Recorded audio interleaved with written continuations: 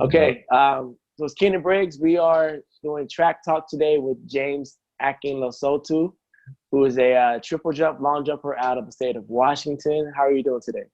I'm good. How about you? I'm doing great. So let's go ahead and get right into it. Talk about how you met track and field and how it all started.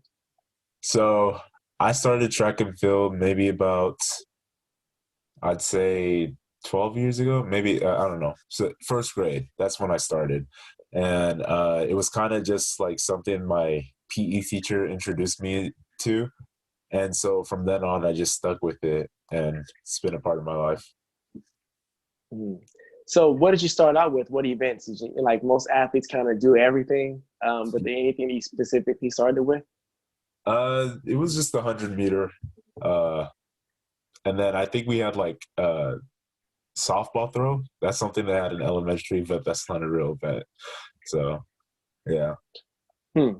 And so that was obviously with your elementary. So then did you go into any type of specialized training or club or anything like that? No, I didn't start club until seventh grade because I wasn't as serious in the beginning. But as I got into seventh grade, my sister was introduced into the flying AJs. So I decided to go along with her just to see what's up, and try to get faster for football because that's was my passion, and I thought that's what I was gonna do. But things changed, and now track is my passion. Talk about when you started hitting marks that you felt really, really proud of, like where you say, okay, not only am I hitting marks that I like, but marks that mean something for that next level.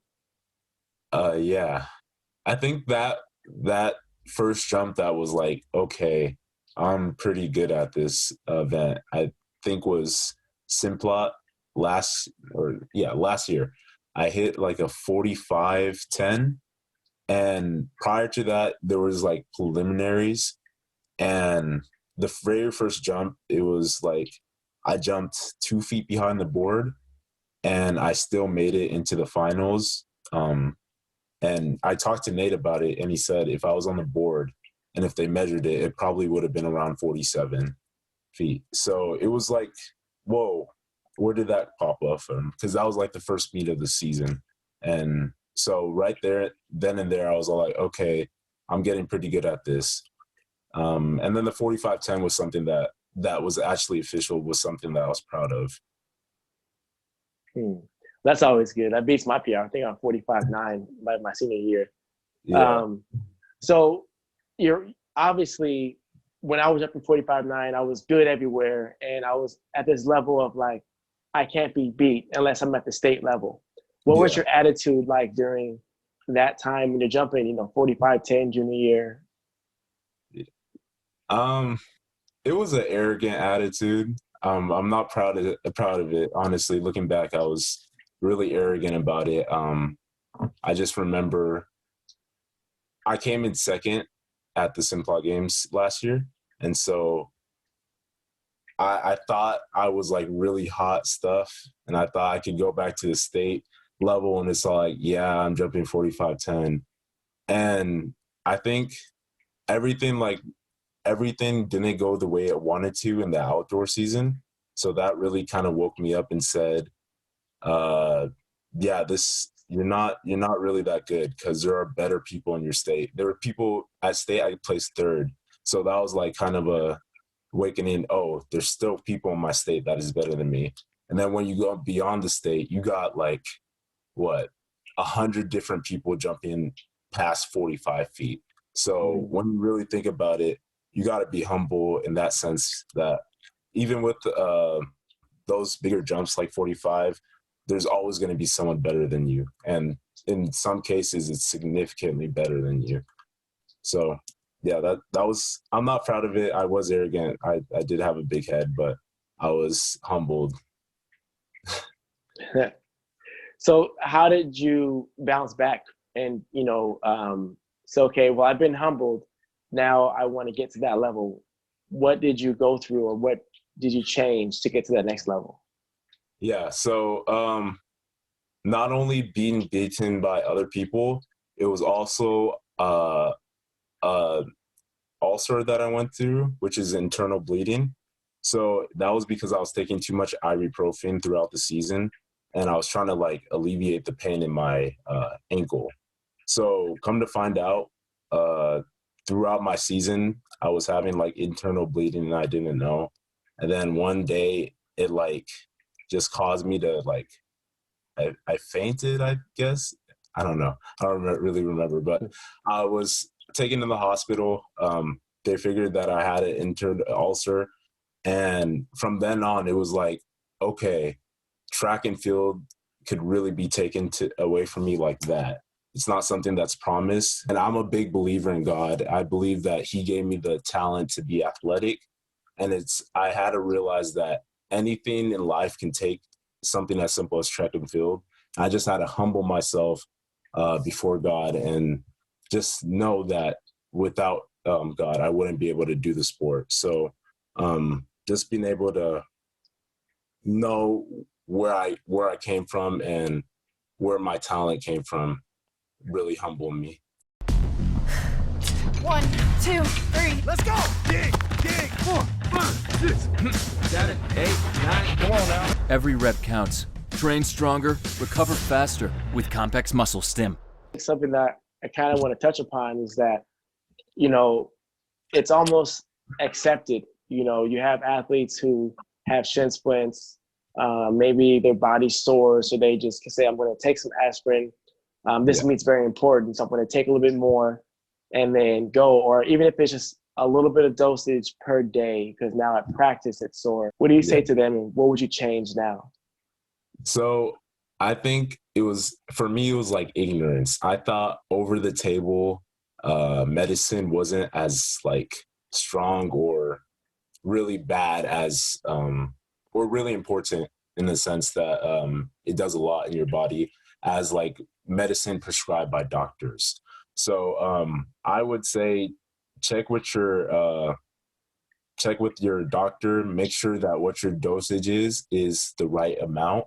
And don't be stupid about it, because I was, and I'm glad it happened though. I was humbled, definitely, but honestly, that's a dangerous situation. I went to the hospital because I didn't pay attention to the dosage of what I was using.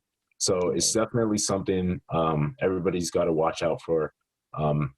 Your athletics is important, and you do want to compete at your best, but it's not worth risking your life if you don't even know what you're doing. Yeah. And so obviously that's, and it sucks because your body has to take a breakdown period. How long were you out the sport or recovering? Yeah, so I was out for about 4 months, and it was during that time that I started realizing a whole bunch of things. Like, I gotta humble myself. The sport is way bigger than me. And I really started looking at track in a different light, and it kind of just changed me as a person in terms of how I looked at life, how I approached the day, how I look at other people. So it was definitely something that sucked being out and missing my summer season, but it needed to happen, and I'm glad it did, honestly. Wow. Like, I mean, you talk about, how it changed you as a person. Do you think that is kind of what set the tone for this year's mentality? Because I feel like that's a life-changing situation. So now with this new mentality, what are you doing differently this season? Yeah. So I started writing my goals and really trying to manifest what I wanted out of track. Coach Nate, the best teacher ever, he explained to me during that time of being out about just energy and how everything on the planet itself is just energy, and we can attract good energy and we can attract bad energy. So he like gave me that concept, and I started looking into that. I started reading books, started looking on YouTube, trying to figure out what he was meaning when he said all that. So I ended up finding stuff about law of attraction, meditation, just a whole bunch of things. And that really set the tone of like how I approach things. So I started writing down my goals, started giving myself affirmations like, I'm going to be the best. I'm going to jump 48 feet. I started doing stuff like that. And when I started like getting into it, that's when the marks, everything good for my season that I expected from my season started flowing to me. So that was definitely a big factor in me getting to where I am now. And it's also just going back to being a believer. I got closer to God, and I was able to just trust in him and help him, ask him to help me do what I need to do to ball out on the track. And I think everything you're saying, it resonates with me because I didn't learn this till I was, 26, after college. And when I started to understand and connect to God and like my higher self, it seemed like everything that I imagined came true, Yeah. Yeah. And so you opened up season at Leap Fest. You guys came up to California, and you put on a show. You jumped 47.9? 47.4. Did you have that goal written down to jump 47.4? What was the goals you had set? I had a goal of 47.7, I think. I wrote it down. And it didn't come right away. That meet, it didn't come. But literally the next meet after, one of my jumps was exactly a 47.7. So honestly, even if it doesn't come right away, you're still attracting that energy. And at some point, you're going to get that mark. Even so, I did PR, and it was because I had those goals. It was because I believed in what I wanted to do that I was able to go out and still jump a pretty good mark. So, yeah. And that was, so you had Leap Fest, you had the season best PR. The next track meet, you matched the PR and actually improved. Yeah. Then your next meet was Simplot, correct? Yeah. And how did that track meet turn out for you? So same thing, like at the UW preview, which was my next meet, I wrote down my goal. I think it was 48 4 or something. I'm not sure. But I ended up just jumping 48.05. But literally the next meet at Simplot, I jumped to 48.4, what I wanted, and I jumped more. So it was everything. It was the same narrative. Everything just kept coming to me, but I was still able to like get the PR and use that like mentality of I wrote my goal down, it's gonna come to me, and use that to actually jump far in the meet. Wow, and you won, right? You and your teammate both ended up taking the triple jump crowns. Yeah. So obviously we hear the story, we all get excited, and obviously I'm just like, man, you keep writing these numbers down, you're going to keep improving. Now that's not a natural I don't want to use the word realistic because I don't like that phrase, but a natural progression of each week you keep improving, because obviously you look at that and see if you keep improving 1 foot each week, you're going to be at 65 feet by the end of the season. So how do you navigate through understanding that the goal is going to come one day, just keep going, even if there are consecutive days that I don't reach the goal I have set for myself? Yeah. Honestly, it was ever since I started doing the goals and everything, I was able to reach it. And it was because I had like a short amount of time. Like, I only had 3 meets in the season. So I never got to a point where it's all like, oh, dang, I didn't reach this goal. But I knew it was going to come at some point. And you got to know that sometimes when you don't reach those goals, it's because something's not in line. Maybe you didn't prepare right. Maybe your body wasn't ready to reach that goal. You just got to recognize that if you don't meet that goal, something's not aligned, and you can fix that. There's always a way to fix it. It's just knowing what was in the way, what happened. But just know that just because you don't reach a goal when you set it, it doesn't mean that setting your goals and visualizing like everything you want won't come to pass. So you just got to keep on grinding. Make sure you know that everything you're doing is going to come up and show at some point. So how do you manage everything in life with this mentality? Obviously you have schoolwork, you have, balancing schedule, social life, college recruiting. How are you balancing all that out for those athletes that are in your same Yeah. spot?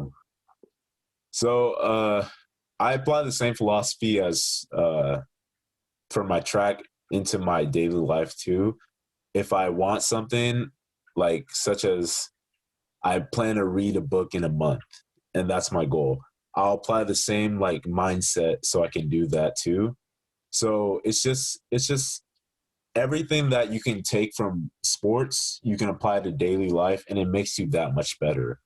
As far as like uh, getting things done and being organized, I like to keep like a planner. I have a whiteboard that lets me know everything that I need to know for the week.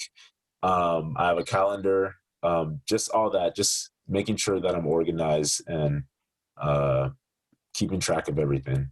I guess without getting too specific, I expect to see you at the next level. I expect to see you jump really, really far in any type of, whether it's Pac-12 or Big Ten or wherever. What's the goal with college and beyond? What do you have planned? Just getting to a college that is big in academics. It's known for its academics, but also a good college that can get me to the next level in my training and in my jumps and everything. Right now, everything that's kind of been put on pause as far as visits. I'm still talking with a few coaches, but I'm trying to consider all my options and kind of just uh, wait for now, because in Washington, I know everything is getting better. And I've been talking to a few people who are still trying to plan meets in the summer. So I'm not completely down and giving up on like my season completely. But even so, I'm still planning for even if that doesn't happen, just a whole bunch of different scenarios. Everything that you embody is what coaches look for and also what athletes should aspire to, because just your positivity, your ambition, and your focus is not just what teams need, it's what programs need as on their team as captains and leaders. Thank So you. were you ever a captain, or are you a captain, a part of any team? Yeah, I was captain junior year, and I was supposed to be captain this year, but Great, it was obviously a great conversation talking to you and learning about you and your philosophy. And shout out to Alpha Speed Academy and Flying AJs for every year producing not just great athletes, but just developing good people. So thank you. let Coach Nate know that I'm watching them and I'm admiring everything from afar. So Yes, sir. we'll be talking to you soon. Yes, sir.